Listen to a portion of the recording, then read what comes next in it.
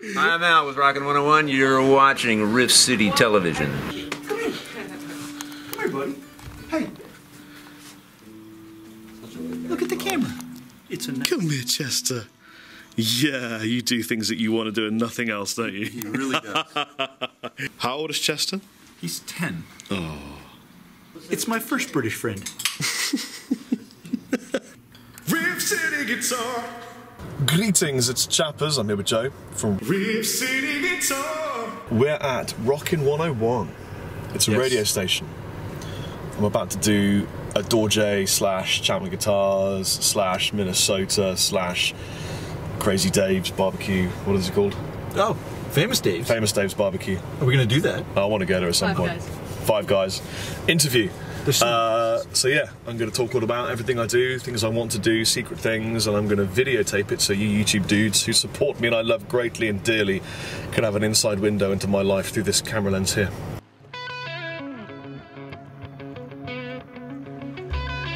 So nice of them to get me a new truck.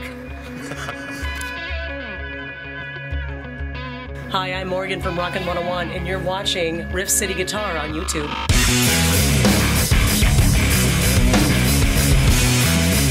Follow me, YouTube. We're going into an American radio station for the first time in my very small career. How cool is this? It's unusually quiet right now because we just have it running on autopilot so we can do the interview. You have pilots in here? In the background, we are rocking righteously. That's great. I just have to say on camera that I really love your voice. Kind of goes like this. Clear to partly cloudy, Rockin 101. That's awesome. Like a big-ass cement mixer, Rockin 101. Could you say Chapman Guitars, Rockin 101? Chapman Guitars, Rockin 101. I'm loving this. Look at the size of that. That's a fluffy end. We picked out a mic where, you know, I saw your videos, you're pretty animated. I think you know how to work this whole thing. You can move around a little bit, but not too much. We're in the 101 studio with Rob Chapman. I'm Al Neff. On occasion, a personality here with Rockin 101, and more likely over at our sister station, Album Rock 540, The Goat. Rob, welcome to America and the radio station. Thank you so much, Al. It's a privilege to be here. What do you observe about America and Minnesota so far? I can tell you what I observe about Minnesota is that in sort of relationship to California, it's a lot greener. The pie is of a higher quality. There's a lot more pie. And the people are incredibly friendly, really warm. They seem genuine, we'll find out.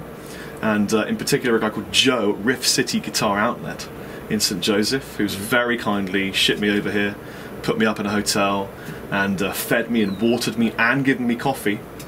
And such a nice guy. So if you ever want to buy a guitar, go to riffcityguitar.com. All right, well, we're going to back up the train and we'll talk about why you're here, because you are a, what do I say, a guitar designer? You're a player, obviously, but a guitar designer? What would you... This is the problem I have, because I do many things in the industry that I'm involved in, and they all kind of overlap each other in a certain way. So, I mean, essentially, I'm a singer and a guitar player. I cut my teeth as a session guitar player, working for the Jimi Hendrix estate and for Ernie Kramer and Yngwie Malmsteen and all sorts of strange and odd jobs that cut my teeth and gradually brought me into what I'm doing now. So as a guitar player, I was a teacher and I played some shows and did some live work and some session work. But that gradually evolved into me wanting to sing because, as you probably know, most singers either have ego problems or drug issues or both if we're lucky. And I knew that I didn't. And so I trusted myself way more than the people I was trying to use, and I ended up being a singer and writing my own music. Gradually, I ended up wanting to make videos, and my first videos were on MySpace, if you remember that place. Oh yeah? It's still there apparently, yeah. I made one video. I thought it was really cool. It was me teaching a scale, and it was the major scale, and someone commented on it. I thought, wow, one comment, that's incredible, you know. And the one comment said, man, you're great, you should try this place called YouTube, it's new, you might really like it. So I started making videos for YouTube, and a few videos in, something kind of snapped inside my mind, and I realised that it wasn't really in my style to take myself seriously. I'm not a very serious guy. I'm a normal guy, but I have a funny sense of humour. It's very Python-esque, I suppose. Americans just see a Python-esque kind of vibe. Unfortunately, some Americans mislay or misconstrue the sarcastic thing in me as being arrogance. It genuinely is not. I'm just a funny guy. So I made videos for YouTube. This one video I did for an orange amplifier product, I just started dicking around, and it struck a chord with guitar players. It became viral. It had hundreds of thousands of views, which back then was a really big deal, and sort of overnight was propelled to YouTube heights, and soon realised that YouTube was the real place for a great base of operations for a musician, and my business began from there. This is Rockin 101. We're sort of like a hammer with a rock, but we're talking to the guy. If I got you right, you are the most viewed guitarist in Europe? I'm definitely one of them, but obviously that position moves daily. Okay. I get just over 2 million views a month, a calendar month. I looked recently at the back end of my YouTube channel, and it's kind of, right now is a really odd time because I've hit a couple of really big landmarks. My videos have been viewed to the total amount of 380 years since I started 4 years ago. Wow. Which is a weird feeling. Yeah, I mean 2 million views a month, every month. I make another 6,000 subscribers every month, and God bless every single one of them, because if it wasn't for them, I wouldn't have a band that goes out and tours, I wouldn't have a guitar company now, I wouldn't have a living doing the things that I really enjoy. I wouldn't be talking to you and considering the amazing burger I'm about to get, Five Guys Burgers and Fries, because I've never had one, and I hear they're incredible. They're incredible. So the YouTube thing kicked off, and I ended up a solo artist, singing, playing kind of country stuff, blues stuff, slide, Jimi Hendrixy, Peter Green vibes, because I grew up with that kind of music in my blood. I don't know why, because neither of my parents had any music taste. Probably my uncle, who was into Black Sabbath. But I grew up on that. I started singing, songwriting, acoustic stuff, slide, and then eventually I got headhunted by a store in England called Andertons, and the guy said to me, "We'd really like you to make videos for us, because your videos on YouTube are doing really well, and maybe you could come and demonstrate some of the guitars and some of the amps." I thought that's a great idea, and the first video, we were immediately best friends. His name's Lee, Captain Lee I call him, he's a great guy. Hi Lee. And so I started making these videos for this store called Andertons. That blew up again, and during one of the shoots I went out for a pizza at a restaurant, and I met a guy called Rabia. He's one of my best friends in the world now. He's the guitar player that plays with me, because we formed a band called Dorje. So Dorje is my main musical pursuit in life. It's a progressive rock / metal band. It's myself, it's Rabia on guitar. He's a guy with a massive afro and incredible guitar skills. We have a guy called Ben on drums. He's a monstrous drummer. Dave, little dready Dave, is an incredible bassist. I'm very fortunate to have these guys in my band. And we tour, we play. It's what I do as a singer and as a guitar player. And we're going to cap off the interview. We'll give you a track. It's good. I've heard it myself. We're going Thank to you give very you a track much. from Dorje. Right? I like you immensely. Okay. Oh, sure. So far. So your listeners are probably saying, what is that's a strange band name, Dorje. What does it mean? Is it a door? And it looks weird. You know, typically European, it has like an umlaut or something. Yeah. It's a weird looking word. So a Dorje is a little ceremonial hammer that the Dalai Lama holds during meditational rituals to strike a bell with.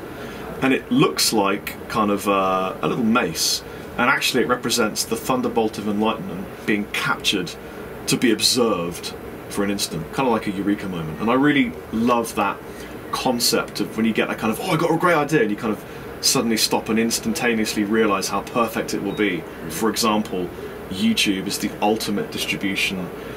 You don't need to be signed anymore. You can control your entire musical destiny with things like radio, with things like YouTube. So Dorje was a great name. It is. Let's say that people wanted to see and hear your band. What do? They go to YouTube. What do they punch in? They would just go to YouTube and type in D-O-R-J-E. We have a music video online called Aeromancy. I'll explain Aeromancy for you because I like this one as well. Aeromancy is the act of observing weather to divine the future. It's divination of weather, so staring at clouds and seeing the future. Aeromancy.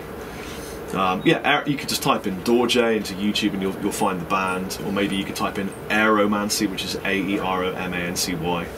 That sounds like some kind of Mississippi rhyme or something, doesn't it?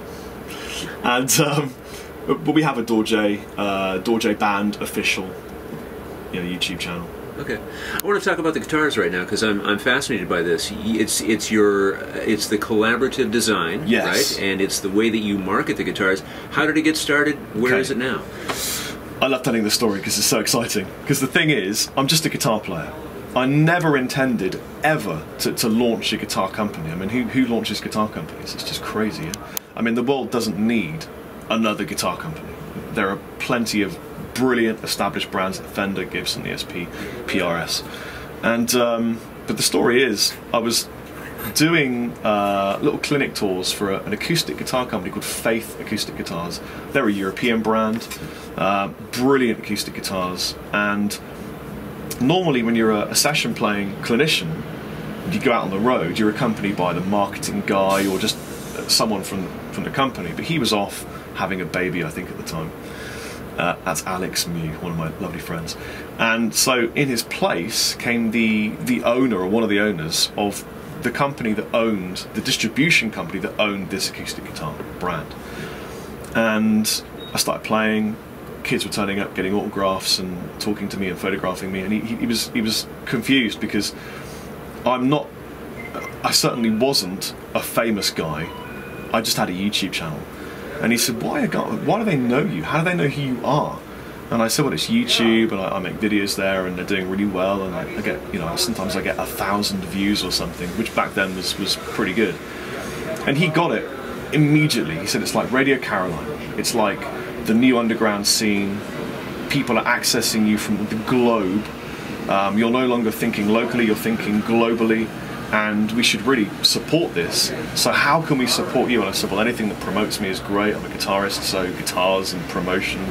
Let's think of an idea over a meal at the wonderful McDonald's restaurant. So we went to McDonald's and he said, Rob, I'm just going to make you a signature guitar. And I was just amazed, wow, what an opportunity. And sort of sat there dazed, just thinking, what am I going to make? Because I love all kinds of guitars. I mean, I owned Telecasters and Strats and Les Pauls and PRSs and everything under the sun. And he said, let's just make something sort of fairly affordable and let me know what you want. We'll make 50 of them and just let me know anything you want to do. We'll do it. So I was just gobsmacked, as we say in England. I went back and my immediate gut feeling was just go to YouTube, make a video. So I went to YouTube, I said, guys, I can't believe it, I'm making a guitar, what do you want me to make? You're going to buy it, hopefully, so I love everything, what do you want to do? And I started this thing purely by fluke, by absolute chance, which I now call collaborative design, which is just asking people what they want and they tell me and we make it. Because I don't believe businesses that make a product and say, buy this, it's great, necessarily are working the right way around. I think it's much better if you say to customers, we think actually you're quite clever and you might know your products, so what do you think you'd like us to make, and then we'll make it for you. Mm-hmm. And overnight it was huge, and the company called me in and they said, Rob, we've just had, I think it was 300 or 400 requests to buy, pre-order this guitar without having tried it, purely based upon the faith that it would be good. And originally they were going to release the guitar through an own brand called Gould, which is a British owned brand.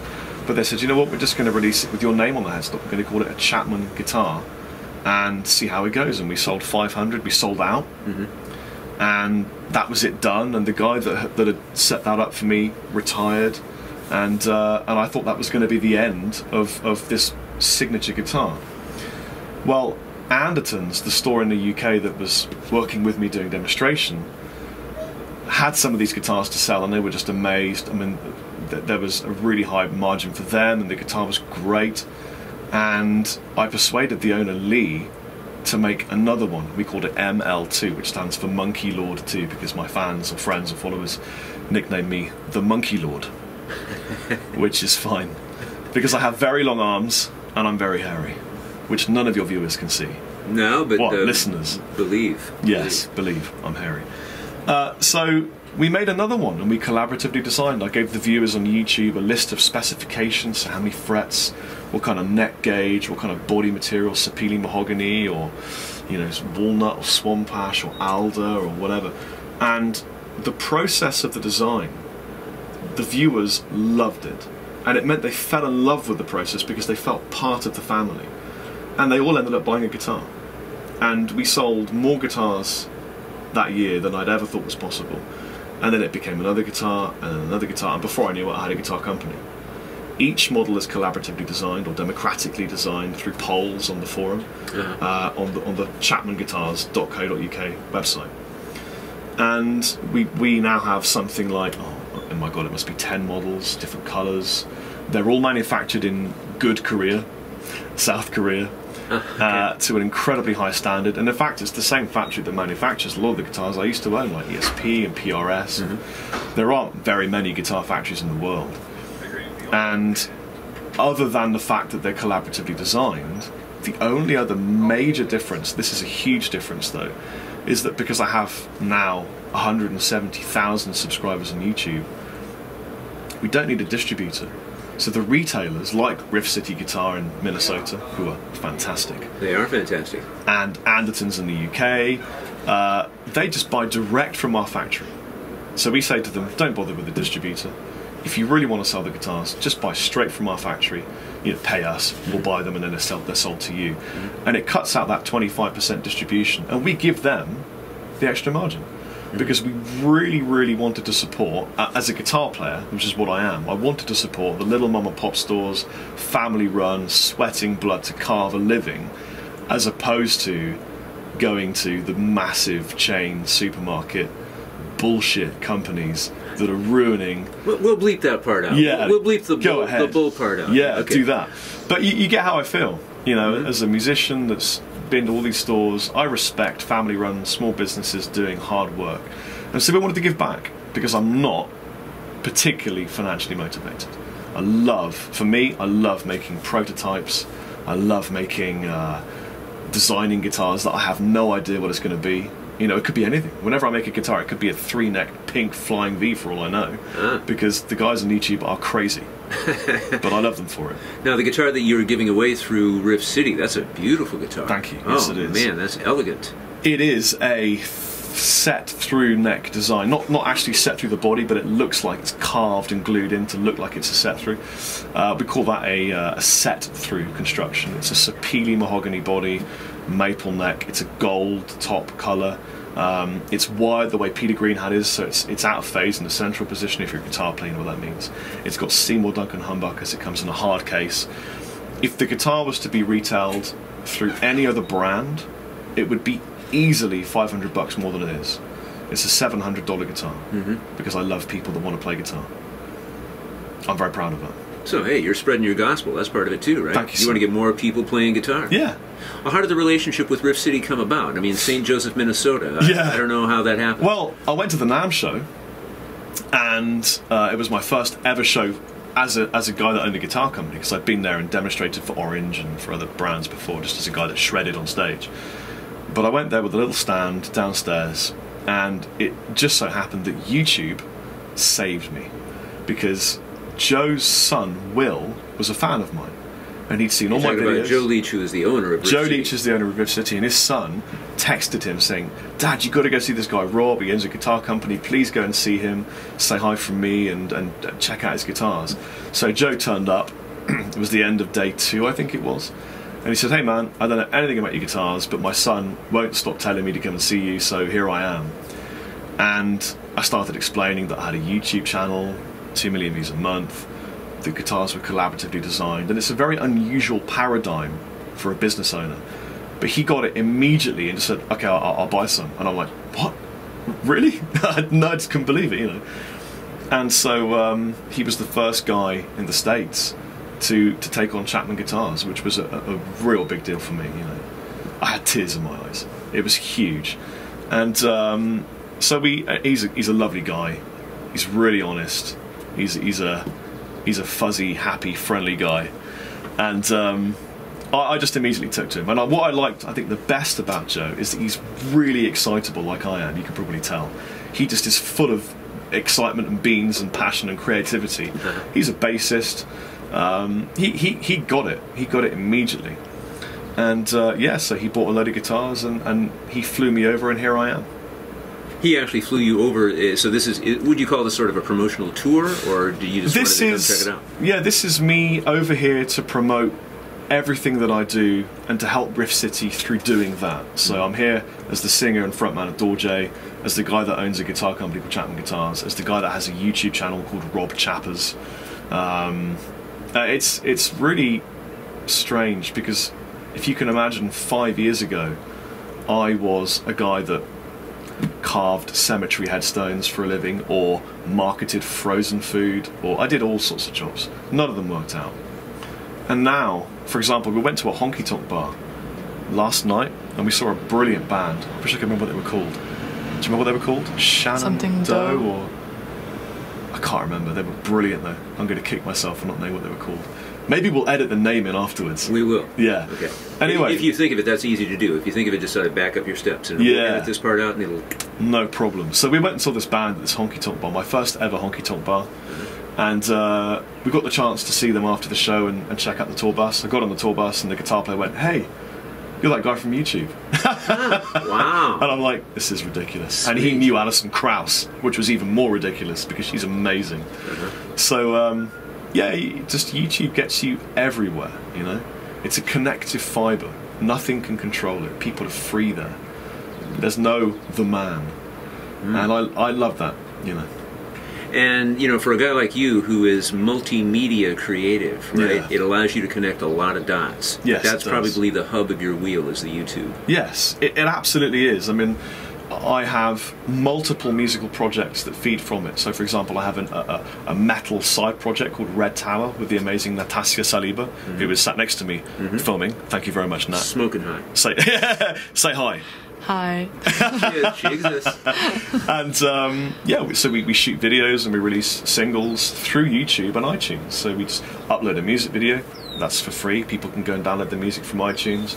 And in a way, I think music has moved from being the product you sold to make a living to being the marketing you send out for free to promote higher profit items. So with my business hat on, the music from Dorje promotes my guitar company, which makes me more money than selling an album. So selling a guitar clearly is higher profit than selling an album. Not that I really particularly mind about making the money. I just love playing live and getting loads of free guitars because I'm just a guitarist. But the other thing is that, I mean, if anyone listening to this is in a band, they'll know that life as a band is incredibly hard work. I mean, you have to sweat blood. Touring can be very expensive. Recording process is very expensive. And I was fortunate enough to work with a bunch of people really early on, like Eddie Kramer, who produced Led Zeppelin and Jimi Hendrix, and the Stones and Steve Vai, who kind of coached me and developed me in a different way of thinking about the way this industry can be worked. And so I always think about what I can do rather than what I can't do. So when I wanted to take my band on tour, rather than going to a label and saying, "Hey, why don't you give us some money so we can spend it on a road and buy burgers and sing to women," instead of saying that, I went to YouTube and I said, "Hey guys, how about I shoot a tuition DVD while I'm touring, all backstage. It'll be really shaky cameras and a bit dark and a bit weird, but you'll come on tour with us basically and watch me teaching you how I warm up and how I play." And we made £22,000. Not weight, but financial English imperial worth credits. about $1.50, if I remember right. Yeah. Okay. Well, you know, because you went to Newcastle and survived. So, so we made £22,000 before we even touched the road. We were in profit. And now, in my experience, that never happens in this business. Normally, you have to play the tour to recoup the loss. In this case, it's the reverse. We're in profit before we tour. So we love touring. It was the best thing ever because I met my wonderful fiancée to the side of me here. At a show. And what's the name of that video that you showed me that she's in? That is a video called After All, and the band is called Red Tower. It's a side project. Yeah, and the story is, I'm glad you liked it because I'm really proud of that music video, but basically the story is we were on holiday in Norway visiting some relatives of mine. Hi Jackie.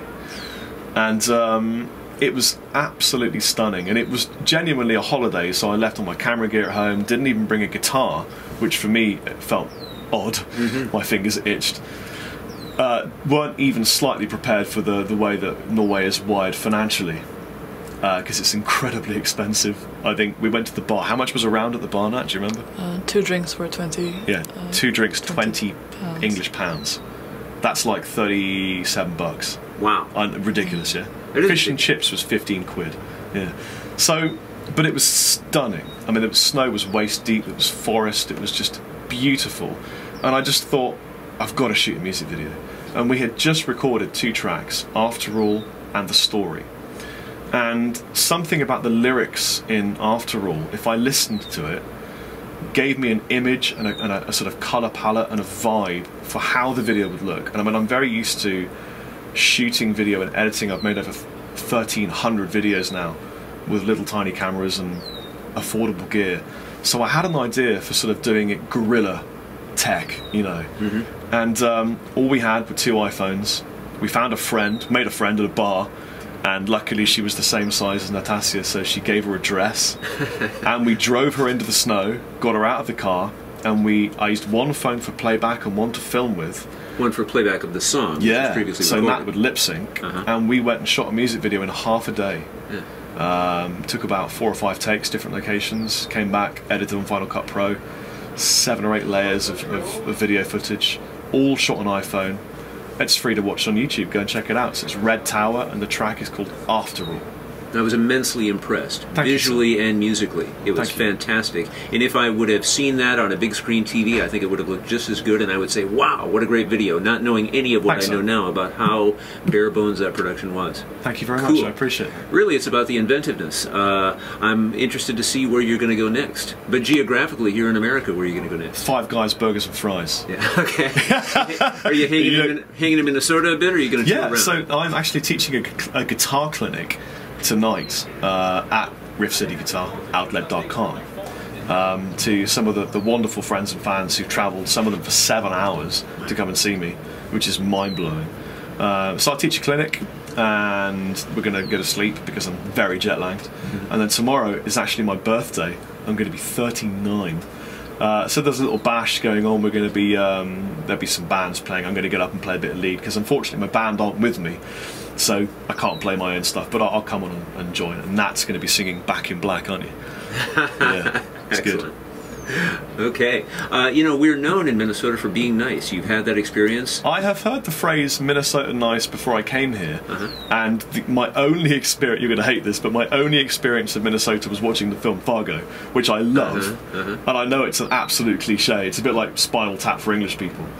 Kind of. But you know what? However, if you're from here, you recognize it. You've met some of those people. You've been in those conversations. I have met. Yeah, I met a waitress who was like that. Yeah. So, but I love Minnesota. For me, this is. I mean, I'm used to California, which is cool and exciting, but for me, a little bit occasionally fake. And Minnesota seems way more real. I've seen real houses. I went to a real cafe where I had real pie, and there were trees here, and people say hello. I mean, Nat went for a walk this morning and people were saying hi and hey and how you doing. Gary, pick up 708, please. They're on the phone. Yeah, it's very real here. It's very real here. So, you might even, our listeners might not even know WHMH. We are WHMH, Rockin' 101. It's Herb M. Hoppy, our owner, our founder, who started this place back in 1963. It's his initials. And our sister station, WVAL. Val is his wife. That's how real it is. That's awesome. Yeah. See, real people with genuine stories and great food, and currently really nice weather. Although, as you can see from my hirsute appearance, I love the cold. You'll fit right in. Yeah, fit right in. I probably will fit right in. Well, Joe wants me to move here, but I don't know if it's going to happen. You know? Well, I see your handler has come in. It seems to be that you might be getting the call for the curtain. You might be on your way to another. Oh, okay. Are you Rob Chapman? I'm Rob Chapman. Are you Joe? No, Joe. You're Joe. Right. You want to just step in there. Step right up to the microphone, Joe. Oh, up to the microphone. I'm used. It won't pick you up otherwise, buddy. I've had a camera in my face the whole time. I know, but this will be easier. This will be easier. Talk about the relationship. Is your breath okay? My breath is fantastic. My breath might be a little bit smelly today, but I've asked him this question. I'll be very careful. But yes. how did the relationship with Rift City start? It seems odd that you were the first and are one of the few distributors in the United States for Chapman guitars. How did that happen? Yes, well, I'm attracted to talent, and Rob is immensely talented and muscular. Thank you, sir. Yes. And we were at the NAMM show. Did you tell the story at all? I told the story about Will, yeah. Yes. I mean, it still blows my mind to think that your son saw my YouTube videos. A 14-year-old. Yeah. But Yes. what did you really think when you first saw the stand and the guitars and me? My first thought was I have to get a video of Rob Chapman for my son because he would be freaking out about it. So the first thing I asked Rob to do was to do a video. I hadn't even looked at his guitars at all. I was thinking to myself, we were kind of there looking for a different line. We were looking for a different brand of guitars anyway. And I almost forgot, is the truth of the matter. And my son texted me and said, "Hey, did you go see Rob Chapman's guitars yet?" I said, "No, I didn't. We'll try to get there tomorrow morning." So when we got there, I was just thinking how cool it was that I was going to be able to videotape Rob and have him send a message to my son. And current technology, I could send it to him immediately and see what his reaction was. And so he did it. He was so kind. He didn't even ask me Well, the thing who is, I was. I think I'm probably genetically Minnesotan because I really genuinely like people. I actually really do, and I think it's an invaluable business skill because if you don't like people, you're not going to succeed in a creative, people-oriented business. Right. You know, so making videos for someone's son is fun. You know, I like that. In fact, I did it this morning. It's one of those things that I just particularly enjoy, and also it blows my mind that I'm in America and I met a guy whose son sent him over to check me out. You know, because if he hadn't, I wouldn't be here now. You know. Yeah. Crazy. Sort of like the name of the band or something like that. Yeah. There's something like that point where everything is just right. Yes. Point of equilibrium. Yes. Okay. Creative equilibrium. So we're going to get to Al Neff gets it. We're going to get to Dorje, his band. We're going to hear a track from the CD that you passed off to us. You get to pick which one it is and then tell us about it. Oh, you're kidding me. I've got to pick one of the 2 tracks on the EP. That's going to be hard No, work. there's many. There's at least 17 I saw in there. But yeah, of those 2 that we talked about. Okay, so, well, the first one is Aeromancy. That is a progressive, if you're a guitar player, it's mostly Lydian and Phrygian vibe. And the other tune is called Too Weak, and Too Weak is way more of a funk rock, riffy, chopped up kind of Betancourt type thing. So my preference of tune actually is Too Weak, but Aeromancy was kind of our big hit in Europe. So you know what, Al? I'm going to let you choose. We get to pick it out. Okay. Yeah. Do you want the heavier, riffy one, or do you want the kind of more generic one that everyone's already heard? Well, you probably want the riffy one. Yeah, there you go. Okay. Too Weak. Okay. So this is Too Weak by Dorje. Right on. Okay. Dorje, leader and guitar god, really, in a lot of ways. Player and maker, designer and promoter and spreader of the gospel. Rob Chapman visiting from England, and you can get his gear at Rift City Guitar out in St. Joe. And very few other places, but of course you can find him online too. What's the easy way to find you online, Joe? That would be www. You don't have to say that anymore, do we? We say triple W real quick. It's triple W. RiftCityGuitarOutlet.com is the fastest way to get right to the online site. And those are beautiful guitars. I love that one that you guys were giving away. That's stunner. So do you play guitar? No, that's my private shame. I was given an accordion. I'm not kidding. Do you know what? My dad bought me an accordion, and it drove me I love straight to accordions. radio. He made me wear an accordion yesterday. Yes. I felt like I was just being attacked by something on the front. You know, they're so heavy. I can honestly say if I hadn't met you, I would be selling accordions instead, I think. That probably is wrong for your life. I love it. It's not your path, Joe. They're cool now. And then They're when very cool. I got to meet Weird Al Yankovic, and we hit it right off. You know, I wish I would have kept up with it, but it just was not cool when I was 11. Yeah. So it drove me toward radio. That's my music outlet. But Yeah. I love guys like you. Thank you very much, sir. Well, Thanks it's been for an coming by. absolute pleasure to meet you, and I really appreciate all you're doing for music, especially since you had Kenny Wayne Shepherd here at some point. Oh yeah. Whose solo on Blue on Black changed my life. Yeah. Oh, what a great tune. Oh, man. It changed your life. Yeah, because I heard that and suddenly I realised who I wanted to be as a musician. Yeah, Blue on Black. Right on. Yeah, that solo's now playing in your head, courtesy of Rob Chapman. Thank you very much. Okay, we'll follow up Dorje with Kenny Wayne Shepherd. Awesome. All right. We're going to sign off now. 101, Rockin' 101. Thanks for being with us. Al Neff, Rob Chapman. Make it down to Rift City Guitar. That was great. Cool. Yeah. You're very good. Thank you, sir. Thank you. I'm actually a little out of practice. I feel out of practice, but I've done enough of this over the years that it's sort of second nature. No, you're a lot smoother than the English radio stations that I've been to. Rockin' 101, you're watching. God damn it. That's even better.